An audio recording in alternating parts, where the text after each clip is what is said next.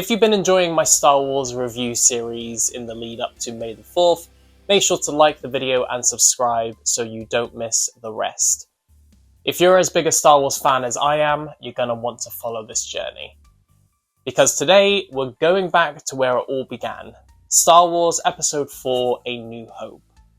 Now, as a kid, my love for movies began with Jurassic Park, closely followed by Star Wars.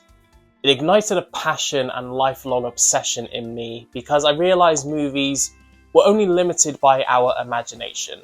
No story, no character, no location was impossible. And it's difficult to say in words just how important Star Wars is. It's not just a movie, it became so much more. Its popularity will never fade.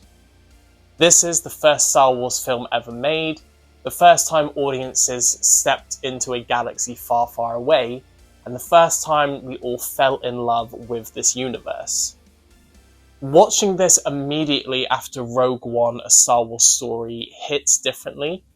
You read that opening text crawl about the rebels securing the Death Star plans, and suddenly it carries so much more weight. You know what it took to get them, you know the sacrifice behind it, and then the opening shot. I'll never forget seeing the Star Destroyer for the first time. The way it just keeps going, filling the screen, it instantly tells you the scale of this world. And from that moment, you're in. No slow build, no setup, it throws you straight into the action and the adventure. And then we meet Darth Vader. Even now, decades later, that introduction is perfect.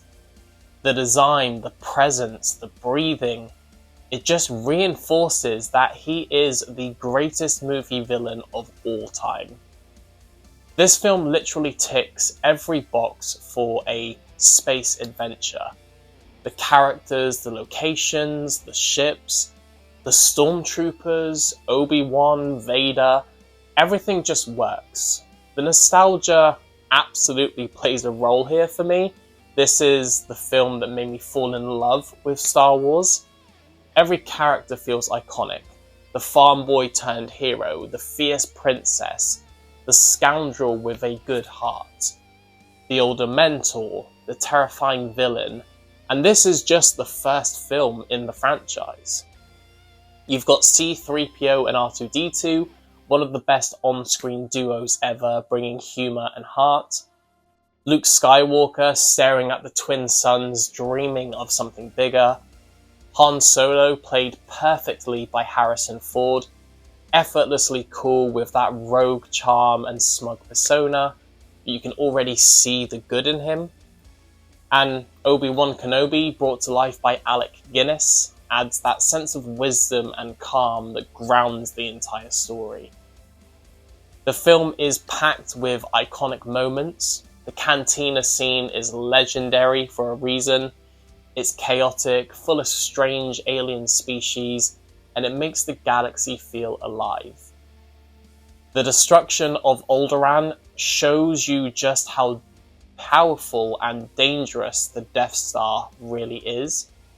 The trash compactor scene is simple but incredibly tense. And then the trench run at the end of the movie.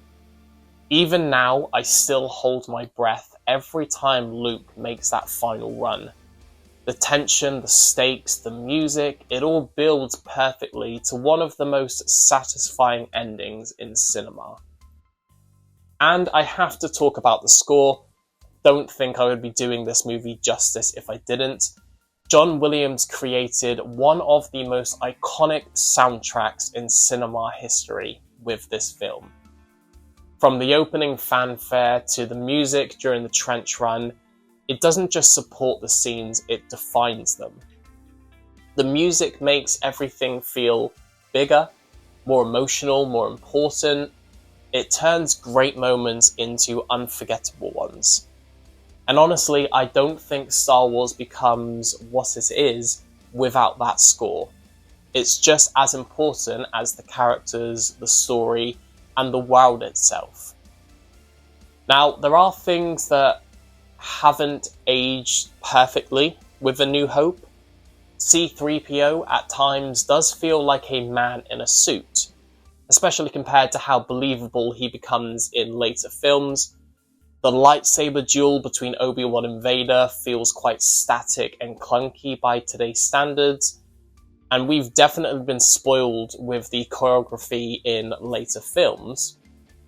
Even the surface of the Death Star during the final battle looks more like a model than a fully realized space station. But all of those points come down to the time the film was made and the technology available. None of it takes away from the greatness of the film.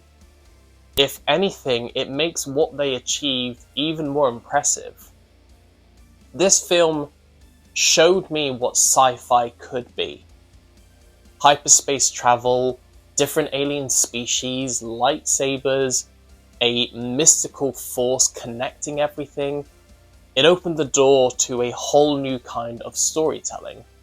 And it's crazy to think that George Lucas did not even attend the premiere in 1977 because he thought this film would flop.